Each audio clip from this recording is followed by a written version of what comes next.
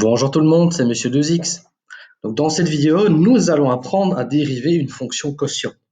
Nous allons démontrer la formule associée et l'appliquer sur quelques exemples. Alors pour démontrer la formule, nous allons avoir besoin d'une propriété préliminaire et qui concerne la dérivée de l'inverse d'une fonction. Et donc on ne va pas la démontrer. Et donc ce que raconte cette propriété, c'est que pour dériver l'inverse d'une fonction, eh bien il faut appliquer cette formule ici. Alors, passons à ce qui nous intéresse surtout, c'est la dérivée d'un quotient. Et pour dériver un quotient d'une fonction, eh bien, on doit appliquer cette formule-ci. Donc, on doit calculer la dérivée de f, qu'on va multiplier par la fonction g, et on va lui soustraire la fonction f, multipliée par la dérivée de g, et le tout va être divisé par la fonction g au carré.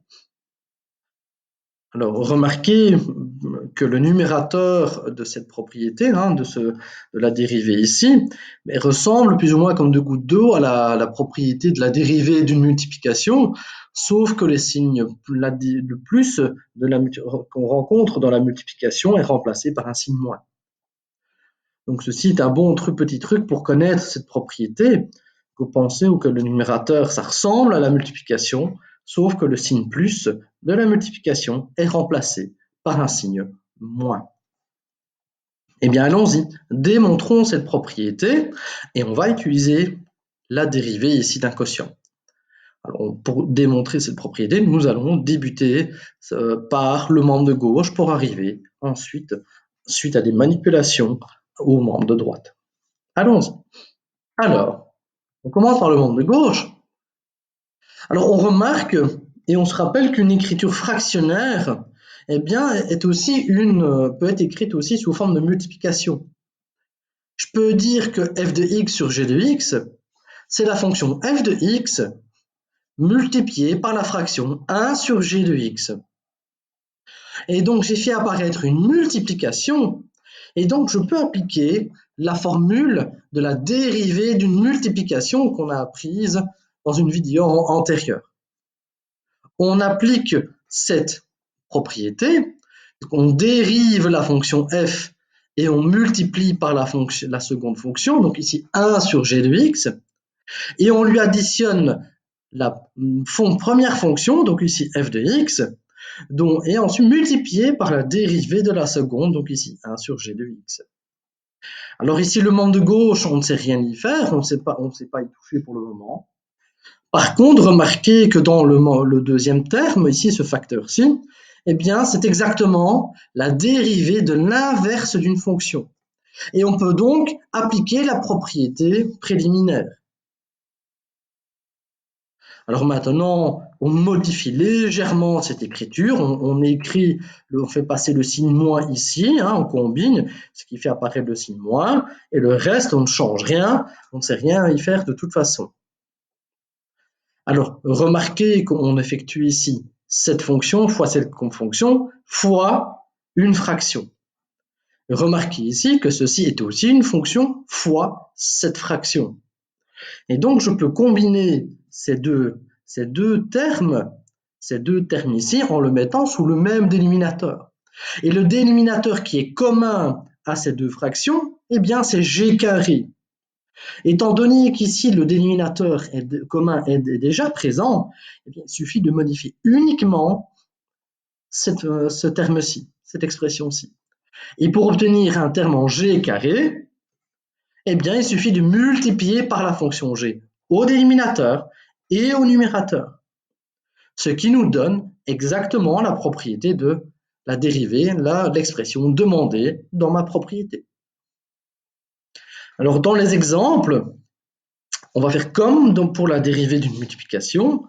Remarquez que la formule dépend de la dérivée de f, dépend de la dérivée de g. Et donc, à partir du moment où on aura trouvé qui joue le rôle de f et qui joue le rôle de g, on calculera les dérivés respectifs et puis seulement on appliquera la formule. Alors, ici, ça va être simple. Ce qui va jouer le rôle de fonction f, eh bien, ce sera le numérateur de votre quotient. Et ce qui va jouer le rôle de g, c'est votre dénominateur. Il n'y a pas moyen de vous tromper.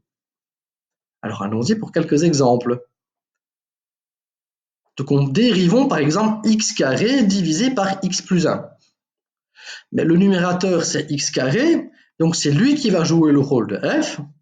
Mais maintenant on a pris l'habitude, et avec tous les exercices que vous avez déjà fait jusqu'à présent, eh bien on sait que la dérivée de f c'est 2x.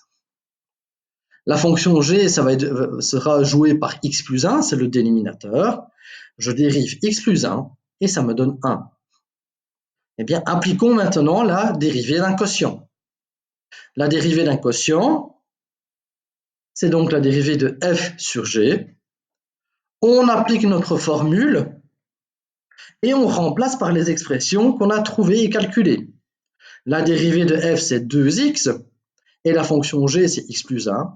Donc la première partie ici sera égale à 2x fois x plus 1 moins la fonction f, x carré, fois la dérivée de g, 1, divisé par la fonction g au carré. Et maintenant, on va distribuer, on va combiner ce qui est combinable. Et donc, en distribuant, ça nous donne cette expression-ci. Et ensuite, en combinant ce qui est combinable, ça nous donne cette expression-ci. Alors, comme dans le cas d'une expression de la dérivée d'une multiplication, on aime bien tout écrire le plus factorisé possible. Et donc là, en mettant x en évidence, on a tout qui est factorisé et on a trouvé la réponse finale. Un deuxième exemple, qui est un exemple classique, et je vais vous demander de rajouter ça dans votre liste de formules de base qui concerne la dérivée de tangente de x. Alors, tangente de x, pourquoi est-ce que ça fait partie je le montre dans le cas d'un exemple de dérivée d'un quotient, mais il faut se rappeler que par définition, tangente de x, c'est sinus x divisé par cosinus x. Et donc, c'est un quotient particulier. Et donc, on doit bien dériver un quotient. Alors, qu'est-ce qui joue le rôle de f? Le numérateur, donc sinus de x. La dérivée de sinus de x, c'est cosinus x, formule de base. Ce qui joue le rôle de g, c'est le dénominateur de ma fraction. Eh bien, c'est cosinus x. La dérivée de cosinus x, c'est moins sinus x. Je calcule donc ma dérivée et j'applique la formule de dérivée d'un quotient. Je remplace par chacun des éléments. La dérivée de f, c'est cos, et la fonction g, c'est cos aussi. Moins la fonction f, c'est sin, fois la dérivée de g, qui est moins sinus de x. Et le tout divisé par le quotient au carré, donc g de x au carré, donc ici, c'est cos carré. Alors, on distribue, on écrit ça correctement. Cos fois cos, c'est cos carré. Et sinus fois sinus, c'est sinus carré. Et vu qu'on fait un signe moins fois un signe moins, ça nous donne un signe plus. Et alors, on se rappelle que lorsqu'on fait cos carré de x plus sinus carré de x, eh bien, c'est notre relation fondamentale et on sait que le résultat de ce calcul me donne toujours 1. Et donc, la dérivée de tangente de x, c'est 1 divisé par cosinus carré de x. Et donc, il faut rajouter cette formule dans votre liste de formules de base. Dernier exemple, la dérivée de x divisé par x carré moins 1. Qu'est-ce qui joue le rôle de f? Le numérateur, donc x. Je calcule sa dérivée, ça fait 1. La fonction g va être jouée par le dénominateur de votre fraction, donc x carré moins 1. Sa dérivée, c'est 2x. J'applique maintenant la formule de quotient. Je remplace chacun des éléments par son expression. Et je divise par la fonction g au carré. Donc ici, g, c'est x carré moins 1. Donc ce sera x carré moins 1 au carré. On distribue et on combine ce qui est combinable. Alors ici, de nouveau, laissez pas ça comme ça, mettez le signe moins en évidence, et au moins vous avez une réponse qui est écrite, je veux dire, de façon élégante. Alors, petite parenthèse, Alors remarquez ici qu'on fait un quotient, là on fait une formule de quotient, si votre dénominateur dépend de votre variable x. Si vous avez un dénominateur qui est une constante, alors c'est pas qu'on ne pourrait pas appliquer la formule du quotient, mais on a vu que lorsqu'on a une constante, on peut la sortir de notre dérivée. Ok, donc facilitez-vous la vie.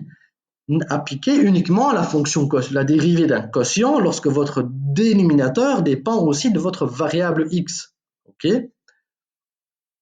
Alors, la vidéo est terminée. Voici quelques exercices qui vont vous permettre de vous exercer à l'application de la dérivée d'une fonction quotient. Alors, lorsque vous aurez calculé la dérivée de cotangente de x, ben de nouveau, rajoutez-la dans votre liste de formules de base. Voilà, si vous avez aimé la vidéo, likez-la, partagez-la si elle peut aider quelqu'un à comprendre cette matière. Et je vous dis à très bientôt. Je vous souhaite une bonne journée. Au revoir.